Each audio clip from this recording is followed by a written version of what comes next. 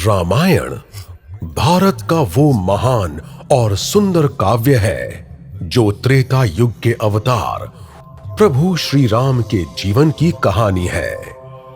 रामायण को कई अध्यायों में बांटा गया है जिन्हें एक साथ जोड़कर कांड बनते हैं। कांड का सीधा सादा मतलब है गन्ने के पौधे के तने की गांठ, या फिर यहां जैसे कहानी का वो भाग या वो चरण जो किसी घटना को बताता है।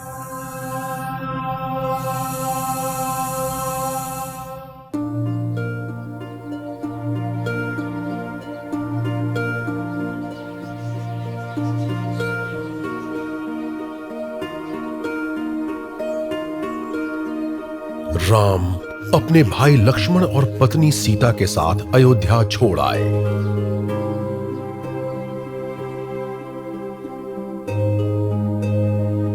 वे दंडकारण्य वन आ पहुंचे। वो बहुत ही घना जंगल था जिसमें ढेरों जंगली जानवर और राक्षसों का डेरा था। वहीं उनकी भेंट गुहा नाम के शिकारी से हुई। मेरे प्रिय राजकुमार श्री राम, मेरा नाम गुहा है और मैं इस जंगल का शिकारी हूँ। मैं आपको ये बता नहीं सकता कि आपको देखकर मुझे कितनी खुशी हो रही है। जब तक आप यहाँ हैं तब तक मैं आपकी सेवा करना चाहूंगा। राम ने गुहा को गले से लगा लिया। गुहा राम के लिए तरह तरह के पकवान लेकर आया।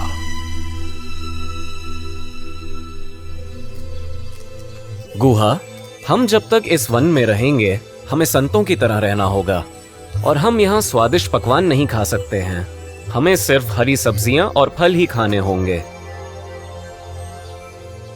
जब राम और सीता पेड़ की छांव में सो जाते तब लक्ष्मण उन दोनों की रखवाली करता। राजकुमार लक्ष्मण, आप थोड़ा आराम कर लीजिए। मैं यहाँ हूँ ना आप सबकी रखवाली के लिए।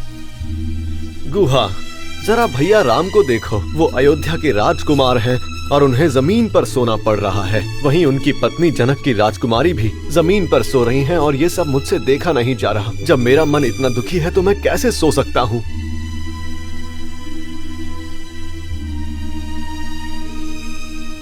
गुहा लक्ष्मण के साथ जंगल की भयानक रातों में राम और सीता की रखवाली करने लगा।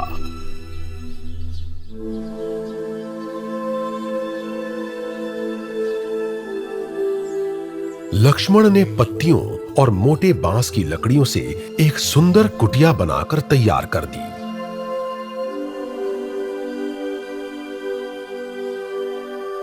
ये राम और सीता के लिए बहुत ही सुंदर घर था। और कुछ दिनों बाद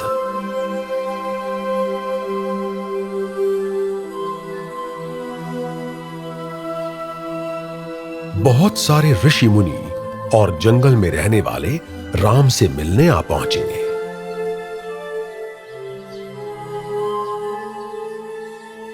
राम, हम बड़े किस्मत वाले हैं कि तुम यहाँ आ गए।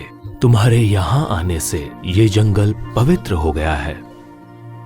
श्री राम, यहाँ राक्षसों ने जंगल में रहने वाले लोगों की नाक में दम कर दिया है।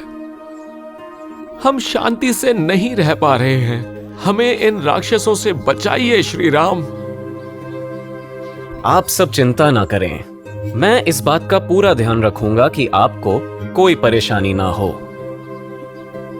सभी जंगल वासियों ने राम को धन्यवाद कहा और अपने घरों को लौट गए। राम ने जंगल और उसके लोगों का अच्छी तरह ध्यान रखा। वहीं महल में राम के जाने के बाद महाराज दशरथ बहुत उदास थे।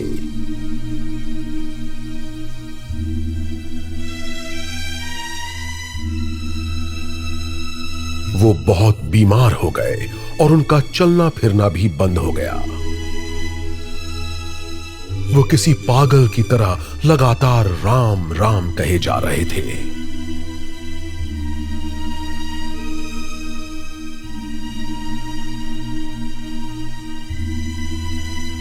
महल के सबसे अच्छे वैद्य उन्हें बढ़िया से बढ़िया दवा देते,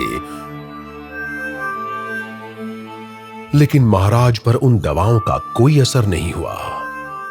भरत पिताजी की बिगड़ती तबीयत को लेकर बहुत परेशान थे। वैद्य जी, आप हमारे राज्य के सबसे अच्छे वैद्य हैं। कृपा करके मेरे पिताजी को जल्दी ठीक कर दीजिए। राजकुमार, मैं आपके पिता के लिए आपका प्यार समझता हूँ।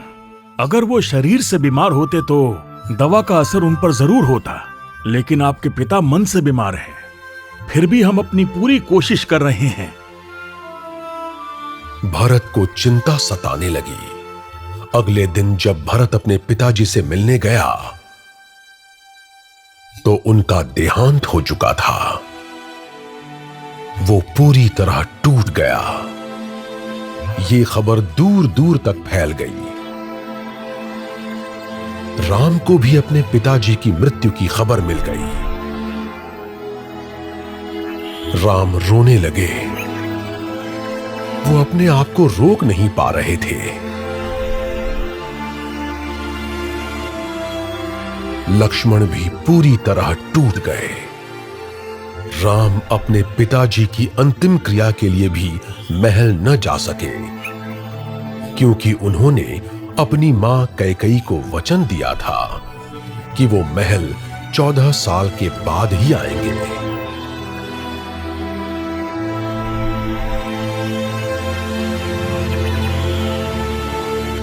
महाराज दशरथ का अंतिम संस्कार शत्रुघ्न ने किया, जो कि राम का सबसे छोटा भाई था।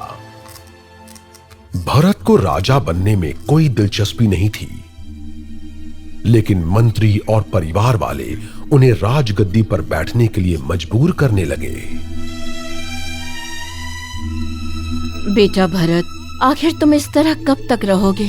तुम्हारे कंधों पर इस राज्य को चलाने की बहुत बड़ी जिम्मेदारी है। मंत्रियों को आदेश दो मेरे बेटे, ताकि राज्य अभिषेक की तैयारियां कर सकें। माँ, मैं आपकी बहुत इज्जत करता हूँ, पर साथ ही साथ अपने पिताजी से भी बहुत प्यार करता हूँ। मेरे लिए पिताजी और भैया राम में कोई अंतर नहीं है। मुझे उनके बिना बिल्कुल अच्छा नहीं लग रहा है। महल खाली खाली लगता है और ये जगह जैसे काटने को दौड़ती है। क्या आप चाहती हैं कि मैं अपने पिताजी को मारकर भैया राम को भयानक जंगल में भेजकर खुद राजा बन जाऊं? भैया वहां भाभी के साथ एक कुटिया में रह रहे हैं, जहां वो चारों तरफ से जंगली जानवरों से घिरे हुए हैं। मैं ये पाप करने के बाद यहाँ चैन की नींद कैसे सो सकता हूँ माँ? भरत, अयोध्या के सच्चे राजकुमार की तरह बात करो। तुम इस महान कुल के एक महान बेटे हो। अपनी भावनाओं पर नियंत्रण रखो। कायरों की तरह बात मत करो। अगर यही हाल रहा तो कोई तुम्हारा साथ नहीं देगा। तुम जानते हो मुझे क्या क्या करना पड़ा इस राज्य को तुम्हें दिलाने के लिए? जानते हो कितने बलिदान दिए हैं तुम्हारे लिए? माँ, आपने खोया नहीं बल्कि छीना है। आप तो मतलबी हैं। एक सच्चा क्षत्रिय वही है जो बहादुर होने के साथ साथ एक अच्छा इंसान भी हो, और एक सच्चा राजा वही है जो दूसरों की खुशियों का ध्यान रखता है। और इसलिए माँ, सिर्फ भैया राम ही हैं जो इस कुल के सच्चे राजा हैं, क्योंकि उन्होंने आपकी खुशी के लिए ये पूरा राजपाट छोड़ दिया। मैं उनकी जगह लेकर ये अन्याय नहीं कर सकता। तुम मुझे जीवित देखना चाहते हो या नहीं? आप मेरी माँ हैं। मैं चाहूंगा आप हमेशा जीती रहें, पर आपने मुझ पर दबाव डाला तो मैं महल छोड़कर चला जाऊंगा। कैकेयी के पैरों के नीचे की जमीन खिसक गई। उसके पास कहने के लिए कुछ बचा ही नहीं था।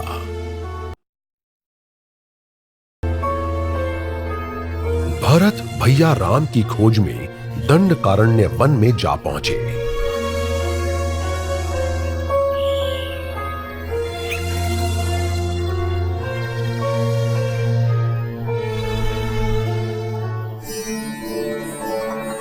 राम अपने भाई भरत को देखकर बहुत खुश हुए। उन्होंने भरत को गले लगा लिया। भरत, मैं तुम्हें देखकर बहुत खुश हूं। भैया, मैं आपको इस कुटिया में इस भयानक वन में रहते नहीं देख सकता। पूरी अयोध्या आपके वापस लौटने का इंतजार कर रही है। आप मेरे साथ वापस चलिए, अभी चलिए, वरना मैं भी आपके साथ यहीं रहूंगा। महल में मुझे घुटन हो रही है। मैं खुद को दोषी मानता हूँ पिताजी की मृत्यु के लिए और इस भयानक जंगल में आपके भटकने के लिए भी। भरत की आंखों से आंसू बहने लगे। भरत, यहाँ जो कुछ भी हुआ उसमें तुम्हारी कोई भी गलती नहीं है। हम यहाँ अपने अपने भाग्य से आए हैं। और राज्य के बारे में सोचो, अगर हम सभी यहाँ जंगल में आ गए तो हमारे राज्य का ध्यान कौन रखेगा? भरत, शांत हो जाओ और समझो, अगर तुम यहाँ रह गए तो माताओं का ध्यान कौन रखेगा बताओ? हम हमारे दुश्मनों को राज्य पर हमला करने का अवसर नहीं दे सकते। भैया, आप मेरे पिता समान हैं। मैं अपने जीवन में कभी भी राजगद्दी पर नहीं बैठूंगा। इस तरह मैं उन सभी को सजा दूंगा जिन्होंने हमारे परिवार को बिखेरने की एक घिनौनी कोशिश की है। मुझे ना राज्य चाहिए ना ऐशो आराम। आपकी बात मानकर मैं अयोध्या वापस तो जा रहा हूँ, लेकिन अयोध्या पर सिर्फ आप राज्य करेंगे, भले ही इसमें 14 साल लग जाएं। मुझे अपनी पादुका दे दीजिए, मैं इसे सिंहासन पर रखूंगा भैया, और आपके वापस लौटने तक राज्य का ध्यान रखूंगा। राम और लक्ष्मण भरत की बात सुनकर चौंक गए। सीता भी भरत का राम के लिए प्यार देखकर भावुक हो गई। भरत, ये तुम कैसी बातें कर रहे हो? तुम होश में तो हो ना? हमारा राज्य अयोध्या हमारे पिताजी की निशानी है। तुम उस राजगद्दी पर मेरी पादुका रखने का सोच भी कैसे सकते हो? यह अपमानजनक होगा। भैया, अयोध्या राज्य के राजा सिर्फ आप हैं और उस सिंहासन पर सिर्फ आप ही बैठेंगे। मैं किसी और को उस पर बैठने नहीं दूंगा। मुझे अपनी पादुका सिंहासन पर रखने दीजिए, मैं विनती करता हूँ। लक्ष्मण ने भरत को गले से लगा लिया। भैया, अपनी पादुका भरत को दे दीजिए। भरत ने राम के पैर छूकर उनकी पादुका ले ली और उन्हें अपने सिर पर रख लिया। वो ऐसे ही पैदल अयोध्या राज्य वापस लौट गए। उन्होंने बड़ी धूमधाम से पूरे रीति रिवाज के साथ मंत्रियों और लोगों के सामने भैया राम की पादुका को सिंहासन पर रख दिया और राज्य का इसी तरह ध्यान रखने लगे। दिन बीतते गए।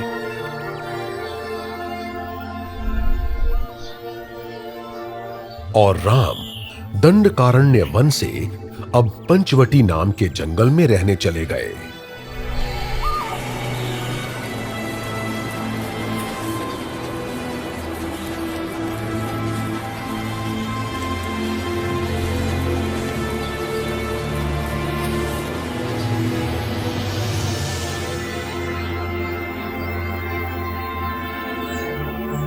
पंचवटी बहुत सुंदर वन था जो एक नदी के किनारे बसा हुआ था।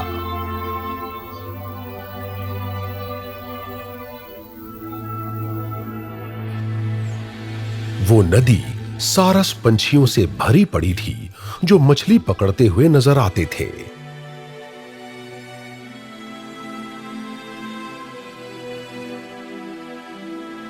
वहीं नदी से चल रही हवा में जंगली फूल हिलोरे लेते दिखाई देते थे।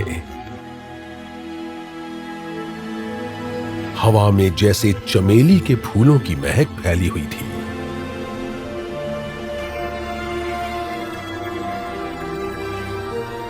इस वातावरण में राम और उनकी प्रिय सीता को थोड़ी शांति का एहसास हुआ।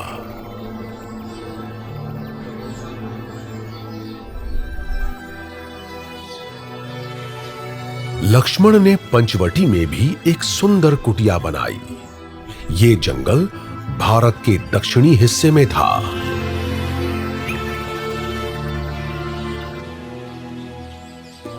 एक दिन राम अपनी कुटिया में आराम से बैठे हुए थे।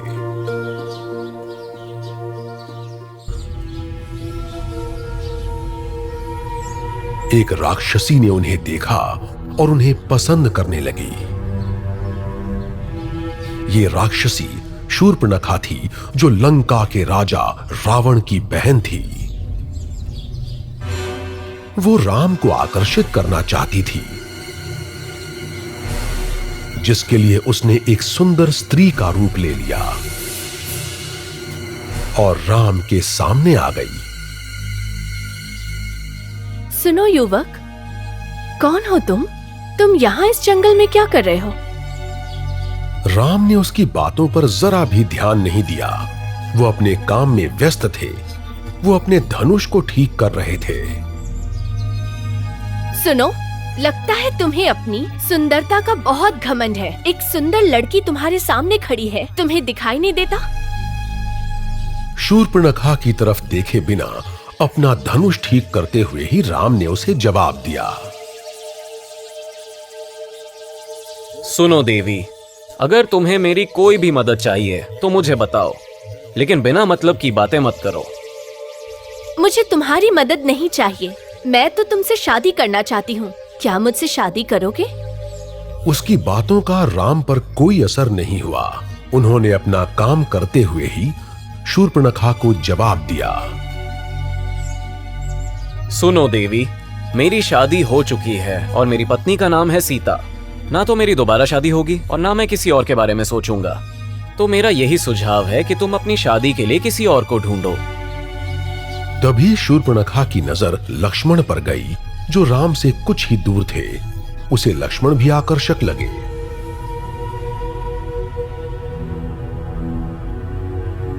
वो लक्ष्मण के पास गई। सुनो लड़के, तुम बहुत आकर्षक हो। मुझे तुमसे शादी करनी है। क्या तुम मुझसे शादी करोगे? उसके शब्द सुनते ही लक्ष्मण गुस्से से पागल हो गए। फिर भी उन्होंने अपने गुस्से को काबू में रखा और शांत रहे। अरे, तुम सुन नहीं रहे? एक सुंदर लड़की तुम्हारे सामने खड़ी है। अगर तुम मेरी बात नहीं सुनोगे तो तुम्हारे लिए अच्छा नहीं होगा। चली जाओ यहाँ से, वरना मैं तुम्हारी नाक काट दूंगा। इतनी हिम्मत कि मुझसे ऐसे बात करोगे? उसी समय सीता कुटिया से बाहर आ गई। सीता की सुंदरता को देखकर शूर्पणखा जल भुन गई। सुनो लड़की, तुम्हारी वजह से आज मेरा इतना अपमान हुआ है। तुम्हें मारने के बाद मैं इन दोनों लड़कों से शादी कर सकूंगी। शूर्पणखा सीता पर हमला करके उसे मारने ही वाली थी कि राम ने उसे देख लिया। लक्ष्मण, रोको इस औरत को और यहां से भगा दो। लक्ष्मण ने उसी समय शूर्पणखा की नाक काट दी। उसकी नाक से खून बहने लगा। राक्षसी दर्द से चिल्लाने लगी और धीरे धीरे अपने असली रूप में आ गई। राम और लक्ष्मण उस राक्षसी को देखकर चौंक गए। सुनो लड़कों, तुम साधारण मनुष्य हो। आज तुमने मेरा अपमान करके अच्छा नहीं किया है। मैं तुम्हें कभी माफ नहीं करूंगी। मेरे अपमान का बदला मेरा भाई रावण लेगा, राजाओं में सबसे बड़ा राजा, जो तुम्हें जीवन भर याद रहेगा। भैया, हमें और चौकन्ना रहना पड़ेगा। न जाने कौन किस रूप में आ जाए।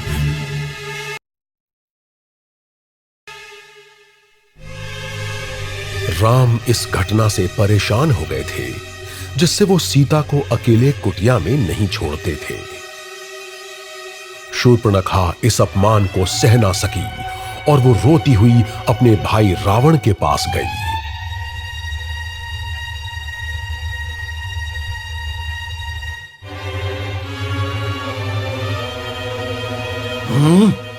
भैया, देखिए मेरी तरफ। पंचवटी वन में रहने वाले एक मनुष्य ने मेरी नाक काट दी है। कौन है वो दुष्ट मनुष्य जिसने तुम्हारा अपमान किया? मैं उसके शरीर के टुकड़े टुकड़े करके उसके खून को बंजर जमीन पर बरसा दूंगा। वो दो भाई हैं। बड़े भाई का नाम राम और दूसरा लक्ष्मण। राम ने उसे मेरी नाक काटने के लिए कहा था। राम की एक बहुत सुंदर पत्नी भी है जिसका नाम सीता है। सीता की वजह से उन दोनों ने मेरे साथ ये किया। आपको राम और लक्ष्मण को सबक सिखाना ही होगा। उसकी पत्नी सीता को भी मत छोड़ना। जब रावण ने सीता का नाम सुना, तब उसे याद आया कि उसकी सुंदरता के कितने चर्चे सुने हैं उसने अयोध्या के राजकुमार राम के साथ उसकी शादी के बारे में भी बहुत सुना था। वो लंबे समय से सीता से मिलना चाहता था। रावण ने सोचा कि यही अच्छा मौका है सीता को बंदी बनाने का। सीता को पाने के लिए अब वो पागल हो गया, लेकिन वो जानता था कि राम के साथ युद्ध करने पर वो कभी जीत नहीं सकेगा और ना ही सीता को पा सकेगा। सीता को पाने का बस एक ही तरीका था, राम को भटकाकर सीता का अपहरण करना। रावण अपने षड्यंत्र को पूरा करने के लिए अपने रिश्तेदार मारीच से मिलने गया। मारीच, कैसे हो तुम? मैं ठीक हूँ रावण। आप यहाँ किस काम के लिए आए हैं? आप जैसे राजा का मुझसे मिलने आना बड़े आश्चर्य की बात है। मारीच, मुझे तुम्हारी मदद चाहिए। आप राजाओं में सबसे बड़े राजा हैं। मैं आपकी क्या मदद कर सकता हूँ? सुनो मारीच, मैं अयोध्या के राजकुमारों को अच्छा सबक सिखाना चाहता हूँ। आपका मतलब राम? सही कहा, वही राम और उसका भाई लक्ष्मण। राम का नाम सुनते ही मारीच डर के मारे थर थर कांपने लगा। तुम्हारा चेहरा क्यों पीला पड़ गया? क्या हो गया है तुम्हें? क्या तुम्हें ज्ञात नहीं, हम राक्षस जाति के वीर योद्धा हैं। सभी मनुष्य जाति को हमसे डरना चाहिए। रावण, राम कोई साधारण इंसान नहीं है जैसा तुम्हें लगता है। वो एक अच्छे आदमी है। उन्हें हराना आसान नहीं होगा। उन्हें देवताओं ने बहुत सारे शक्तिशाली शस्त्र दिए हैं और वो हर चीज में बहुत अच्छे हैं। उन्होंने मेरी माँ को जान से मार दिया जब वो ऋषि विश्वामित्र के यज्ञ में विघ्न डाल रही थी। मूर्ख कहीं के, मैंने कब कहा कि हम उसे शस्त्र से हराएंगे? हम उसे अपनी अक्ल से हराएंगे। रावण, मुझे छोड़ दो। राम अपने राज्य से दूर अपनी पत्नी के साथ जंगल में रह रहे हैं। सुनो मारीच, मैं उसकी सुंदर पत्नी सीता का अपहरण करके उसे अपने लंका ले जाना चाहता हूँ। तुम्हें इस कार्य में मेरी मदद करनी ही पड़ेगी। रावण, मैं ये नहीं कर सकता। ऐसा सोचने पर भी राम हमें नहीं छोड़ेंगे। कायर हो तुम। अगर तुमने इस काम में मेरी मदद नहीं की तो तुम अपनी जान से हाथ धो बैठोगे। मारीच के पास कोई रास्ता नहीं था। वो रावण के खिलाफ नहीं बोल सकता था। वो चुप हो गया। देखो मारीच, मेरी बात सुनो। तुम अपनी माया शक्ति से राम और लक्ष्मण को कुटिया से दूर ले जाना। उसके बाद मेरा काम आसान हो जाएगा। तब मैं सीता को दूसरे ही पल उठाकर ले जाऊंगा। रावण, मुझे बहुत डर लग रहा है। अगर हम युद्ध करते हैं तो वो दूसरी बात होगी, लेकिन इस तरह माया से किसी को तकलीफ देना एक धोखा है। मारीच, मैं जानता हूं तुम अपनी माया शक्ति से इस काम को बहुत अच्छी तरह पूरा कर लोगे। मेरे सामने अच्छा बनने का नाटक मत करो। मैं तुम्हें खूब जानता हूं।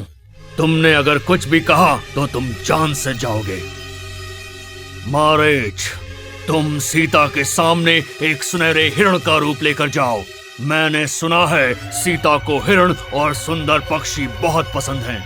कोशिश करो कि राम और लक्ष्मण तुम्हारे पीछे चले आएं। अपनी माया से तुम उन्हें घने जंगल में लेकर चले जाओ। तब मैं सीता को चुरा लूंगा।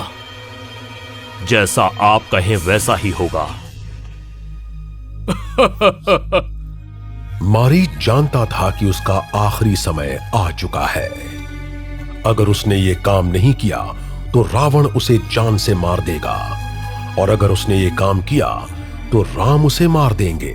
उसने राम के हाथों शांति से मरना अच्छा समझा।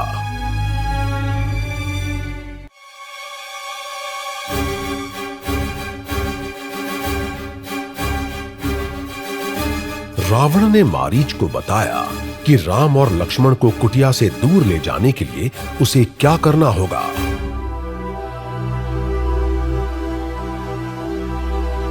मारीच ने एक सुनहरे हिरण का रूप ले लिया, जिसकी चमकती हुई आंखें थीं और सींग सोने के बने थे।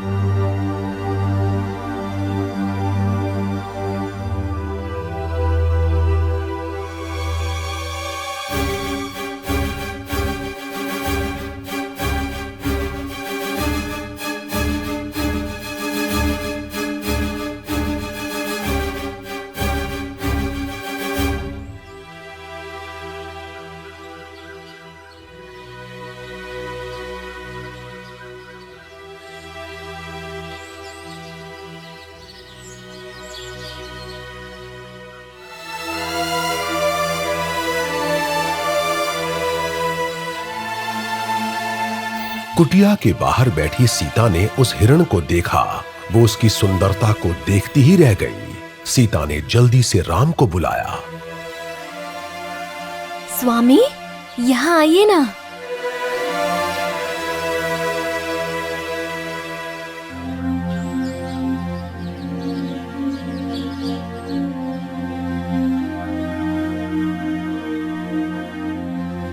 सीता, क्या बात है? तुम बहुत खुश लग रही हो।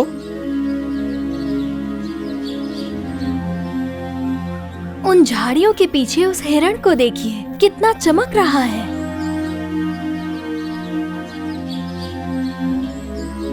वाह,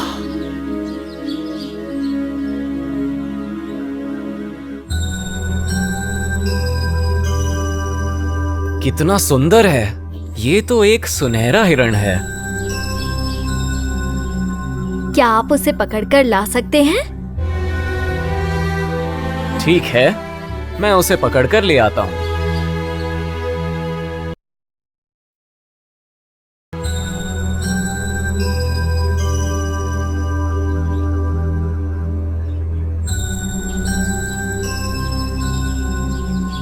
भैया, ये हिरण सच में चमक रहा है, लेकिन ये सच में हिरण नहीं है। सही कहा, एक साधारण हिरण ऐसा नहीं दिखता। इसे जाने दीजिए भैया। स्वामी, मेरे लिए उस हिरण को ले आइए, कोई परेशानी नहीं होगी। हमें ऐसा नहीं सोचना चाहिए स्वामी।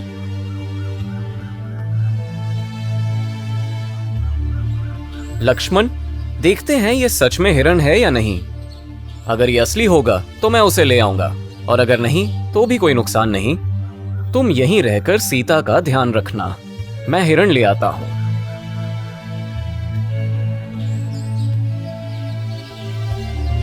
राम सीता को मना नहीं कर पाए और हिरण का पीछा करने के लिए निकल पड़े।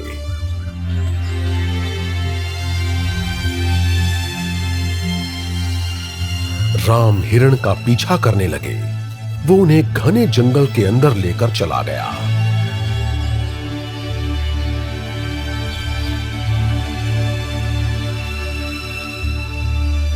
राम बहुत अच्छा धनुष चलाते थे, लेकिन जितनी बार भी वो हिरण पर निशाना लगाते वो गायब हो जाता। राम को आखिर समझ में आ गया कि ये असली हिरण नहीं है।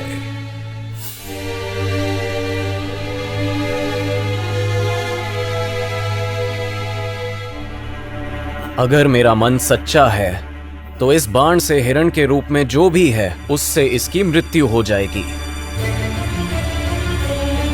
राम ने फिर निशाना लगाया और बाण छोड़ दिया।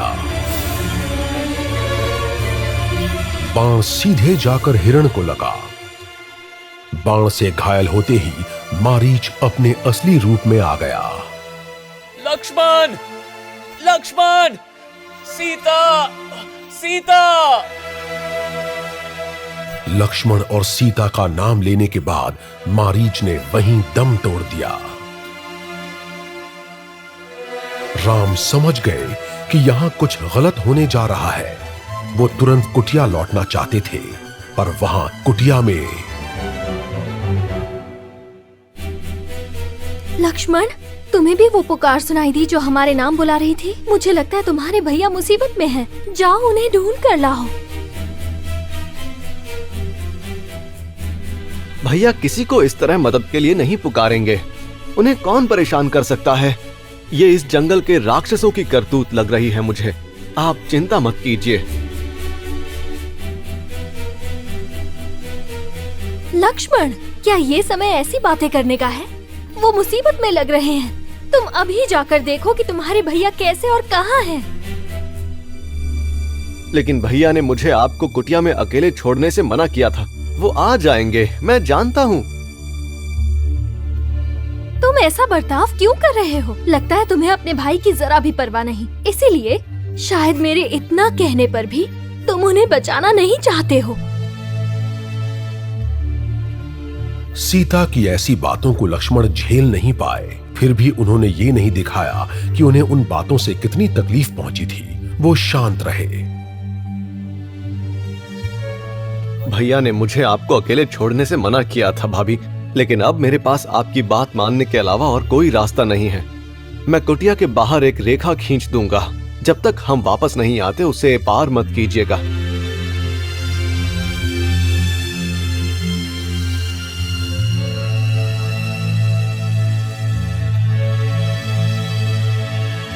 लक्ष्मण का मन बहुत दुखी था।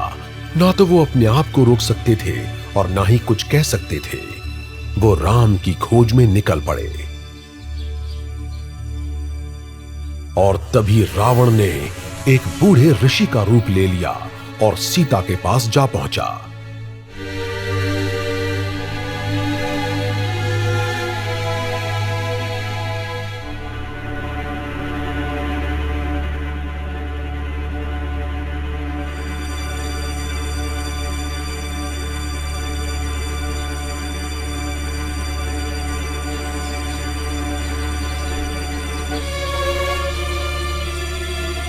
उसने कुटिया के बाहर बैठी सीता को देखा तो उनकी सुंदरता को देखता ही रह गया। क्या कोई मेरी सुनने वाला है? मैं एक बूढ़ा ऋषि हूँ। मुझे भोजन और पीने को थोड़ा पानी चाहिए। गुरुदेव, कृपया यहीं रुकिए, मैं आपके लिए कुछ लेकर आती हूँ।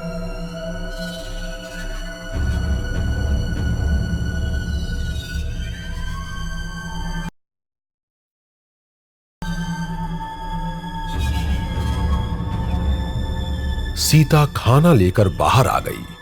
वो रेखा के अंदर रहकर ही रावण को खाना देने लगी। हे देवी, मैं एक बूढ़ा ऋषि हूँ और तुम मुझसे इतनी दूर खड़ी होकर मुझे भोजन दे रही हो। ऐसा लगता है कि तुम मुझे भोजन देना नहीं चाहती। गुरुदेव, कृपया आप मुझे गलत ना समझें। अगर तुम नजदीक आकर मुझे भोजन नहीं दे सकती तो फिर अपना ये भोजन अपने पास रखो। मैं यहाँ से भूखा ही चला जाऊंगा। सीता कुछ न कह सकी। रावण को एक बूढ़ा साधु समझकर बहुत हिचक के साथ उन्होंने लक्ष्मण रेखा को पार कर दिया। अगले ही पल साधु की जगह भयानक रावण सीता के सामने खड़ा हो गया। सीता रावण को देखकर डर के मारे कांपने लगी और वो भागकर कुटिया के अंदर चली गई।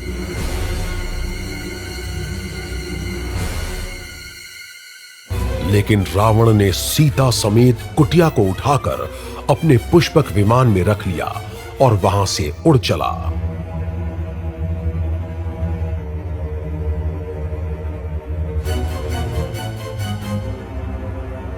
सारे पंछी बाज उसके आसपास मंडराने लगे।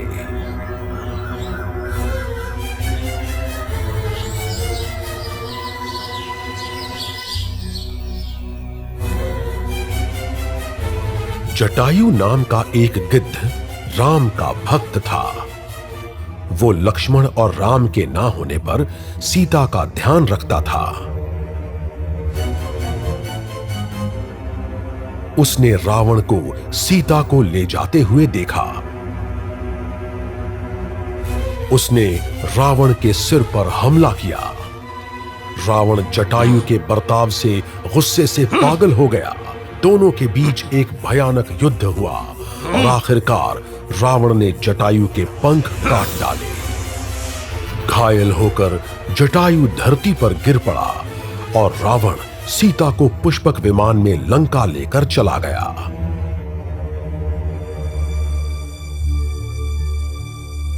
इस पूरी घटना से अनजान लक्ष्मण भैया राम को ढूंढने के लिए निकल चुके थे। उन्होंने राम को लौटते हुए देखा। लक्ष्मण, तुम यहाँ क्या कर रहे हो? मैंने तुम्हें सीता का ध्यान रखने के लिए कहा था। भैया, हमने एक पुकार सुनी थी जो मेरा और माँ सीता का नाम ले रही थी। वो बहुत घबरा गईं और वो चाहती थी कि मैं आपको ढूंढ कर लाऊं। लक्ष्मण, जैसा हमने सोचा था वो असली हिरण नहीं था। जब मेरा बाण उसे लगा वो राक्षस में बदल गया और मरते समय उसने मेरी आवाज में तुम्हारा नाम पुकारा और सीता का भी। मुझे तो ये कोई षड्यंत्र लग रहा है। मुझे चिंता हो रही है। चिंता की बात नहीं है भैया। मैंने माँ सीता की सुरक्षा के लिए एक रेखा खींच दी है और मैंने उन्हें उसके अंदर रहने के लिए कहा है। हमें तुरंत वापस चलना चाहिए भैया।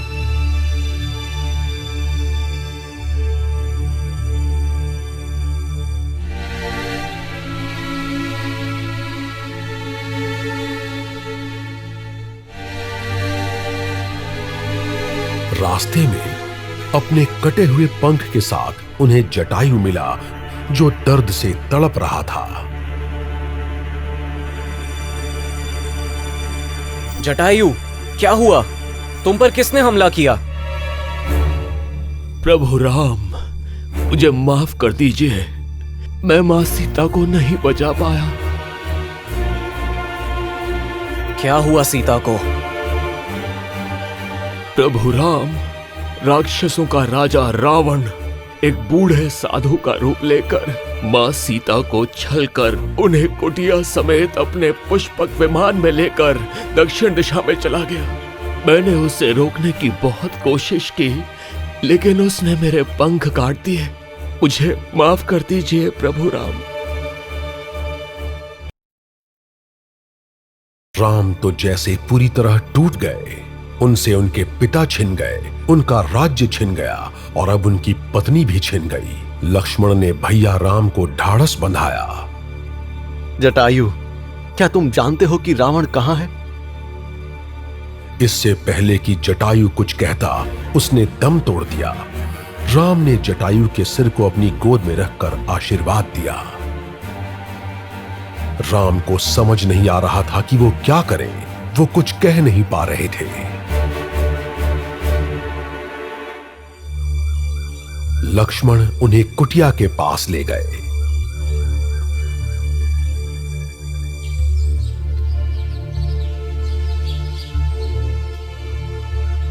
अब वहां बस खाली जमीन थी। राम हताश हो गए। उन्हें दूर दूर तक आशा की कोई किरण नहीं दिखाई दे रही थी। राम और लक्ष्मण वहां से चल पड़े और जंगल में बंजारों की तरह घूमने लगे। वो दक्षिण दिशा में सीता की खोज करने लगे। उन्हें ना तो रावण के बारे में कुछ पता था और ना ही वो ये जानते थे कि वो सीता को कहां ले गया है। रावण सीता को लंका ले गया और उनकी कुटिया को अशोक वाटिका में रख दिया, जो प्राकृतिक रूप से बहुत सुंदर जगह थी।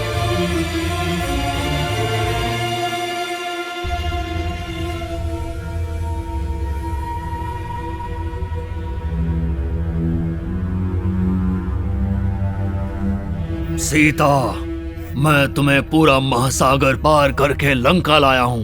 तुम्हें यहाँ छुड़ाने कोई भी नहीं आ सकेगा। तुम अपना ध्यान रखो, अपने अतीत को भूल जाओ और मेरे साथ एक नया जीवन शुरू करो।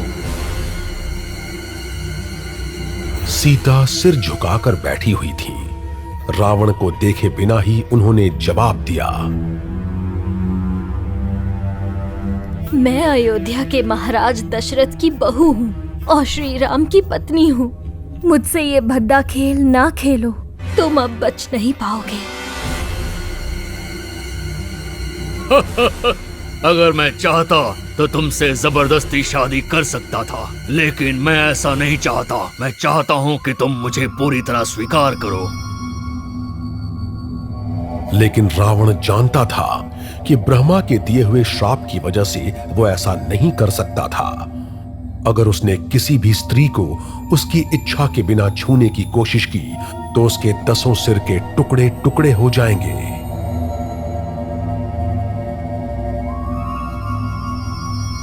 रावण को ये श्राप वेदवती की वजह से मिला था, जो सीता का पिछला जन्म था। वेदवती बहुत सुंदर थीं और उनमें बहुत सारे गुण भी थे। पूरा विश्व उनकी सुंदरता और नर्म स्वभाव के लिए उनका कायल था। वो अपने माता पिता की बात मानती थीं और उनसे प्यार करती थीं। उन्होंने अपने आप को भगवान विष्णु को सौंप दिया था और वो उनसे विवाह करना चाहती थीं। विश्व के कई राजाओं ने उन्हें शादी का प्रस्ताव दिया, लेकिन उन्होंने सभी को ठुकरा दिया। लंका के राजा रावण ने भी वेदवती की सुंदरता के बारे में सुना और वो उनसे मिलने जा पहुंचा। वो उनकी तरफ आकर्षित हो गया।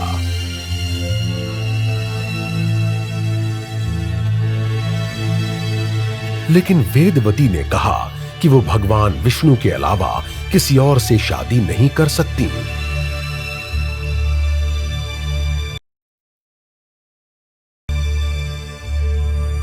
रावण ने वेदवती से जबरदस्ती शादी करनी चाहिए, लेकिन वो ऐसा कुछ कर पाता इससे पहले वेदवती ने अपने भीतर से आग प्रकट की और खुद को जला लिया।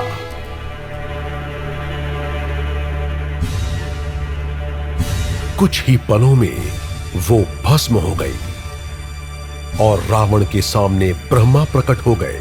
उन्होंने उसे श्राप दे दिया। रावण, राक्षसों के राजा, क्या तू नहीं जानता कि समर्पण क्या होता है? वेदवती स्वयं महालक्ष्मी की अवतार थी। उन्होंने तुझसे शादी करने की बजाय खुद को जला देना उचित समझा, क्योंकि वो भगवान विष्णु के प्रति पूरी तरह समर्पित थी। यदि तूने किसी भी स्त्री को छूने की कोशिश की तो तेरे सिर के टुकड़े टुकड़े हो जाएंगे। अब वेदवती का दूसरा जन्म होगा और वो तेरे और तेरी लंका के नाश का कारण बनेगी। तेरा सर्वनाश निश्चित है रावण।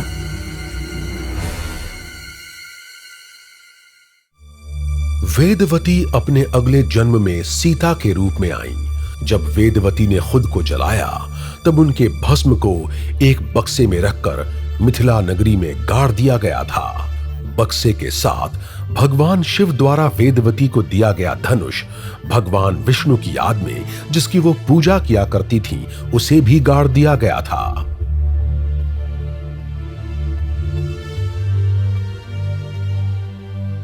मिथिला के राजा की कोई संतान नहीं थी और वो भगवान से आशीर्वाद में यही मांगा करते थे।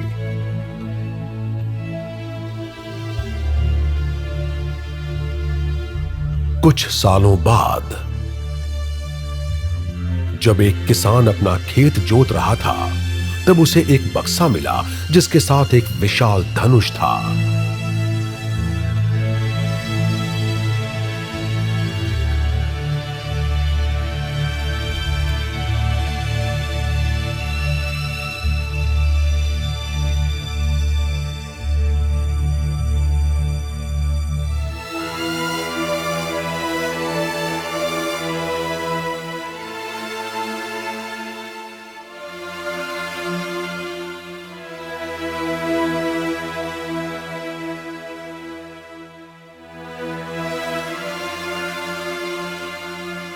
वो किसान ये सब लेकर राजा के सामने पहुंचा। जब राजा ने बक्से को खोला तो उसमें उन्हें एक सुंदर बच्ची मिली। बच्ची की सुंदरता देखते ही बनती थी। राजा जनक बच्ची को पाकर बहुत प्रसन्न हुए, जो ईश्वर की वजह से उनके पास आई थी। उन्होंने बच्ची का नाम सीता रखा।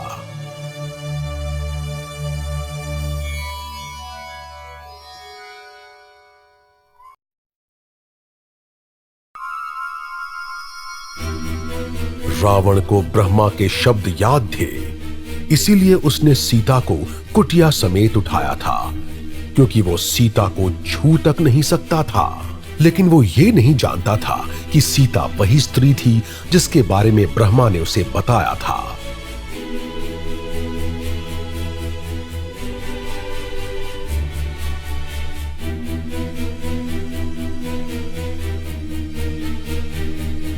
इधर सीता को ना तो दिन की खबर थी ना रात की। वो थी तो अशोक वाटिका में, पर उनका मन राम के पास था। वो बस रोए जा रही थी और उन्हें ढाढ़स बंधाने वाला वहां कोई नहीं था। उनके आसपास राक्षसियों का पहरा था।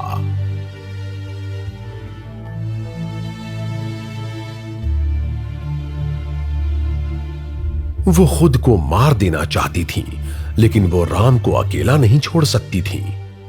वो जानती थी कि राम उन्हें वापस लेने जरूर आएंगे।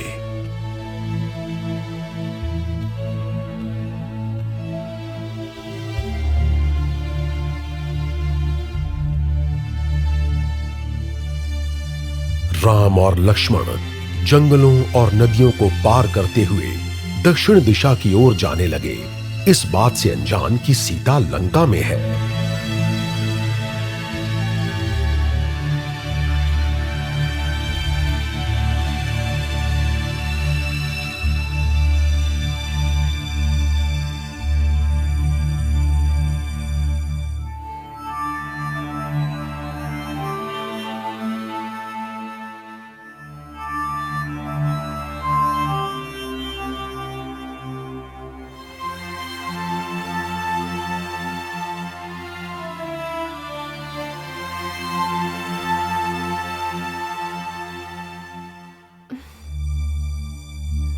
रास्ते में उन्हें एक महिला मिली।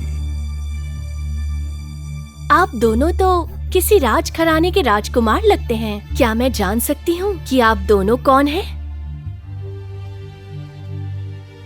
देवी, हम महाराज दशरथ के बेटे हैं। मैं हूं राम और ये है मेरा भाई लक्ष्मण।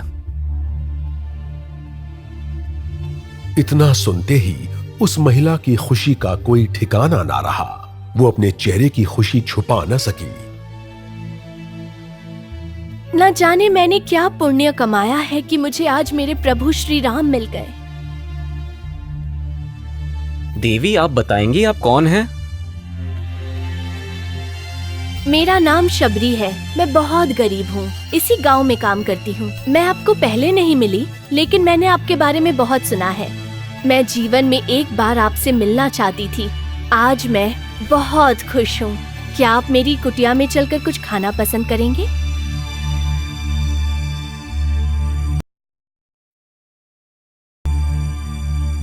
राम और लक्ष्मण शबरी के साथ चल पड़े।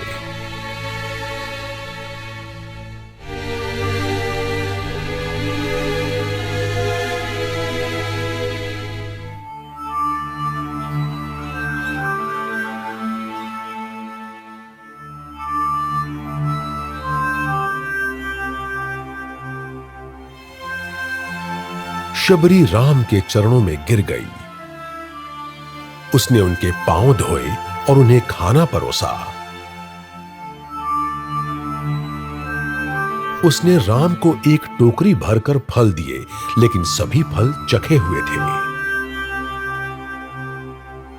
क्या गिलहरी ने सभी फल झूठे कर दिए? नहीं प्रभु, ये मैंने चखे हैं। मैं चाहती थी कि मैं आपको सिर्फ मीठे फल दे सकूं। शबरी के प्यार और मासूमियत से राम बहुत खुश हुए। उन्होंने शबरी को बताया कि वो क्यों दक्षिण दिशा की ओर जा रहे हैं। आप कितना दुख झेलेंगे प्रभु। मैं रावण को जानती हूँ। वो राक्षसों का राजा है और लंका में रहता है। लंका पहुँचने के लिए आपको महासागर पार करना होगा। इस गांव के बाद एक राज्य शुरू होता है जिसका नाम है किष्किंधा, जिसका शासक बाली है और उसका एक भाई है सुग्रीव। उनका एक बुद्धिमान मंत्री भी है, हनुमान। वो बहुत शक्तिशाली हैं। अगर आप उनसे आग्रह करें तो वो महासागर पार करने में आपकी मदद करेंगे और आप लंका पहुंचकर सीता को वापस ला पाएंगे। धन्यवाद शबरी, आपके प्यार और आपकी मदद के लिए। आपको हम हमेशा याद रखेंगे।